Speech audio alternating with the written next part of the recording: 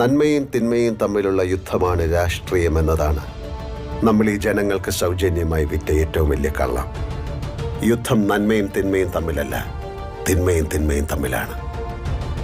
വലിയ തിന്മയും ചെറിയ തിന്മയും തമ്മിൽ.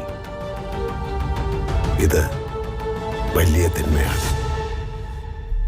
ഈ പണി സ്റ്റീഫൻ ചെയ്യില്ല, നീയും ചെയ്യില്ല.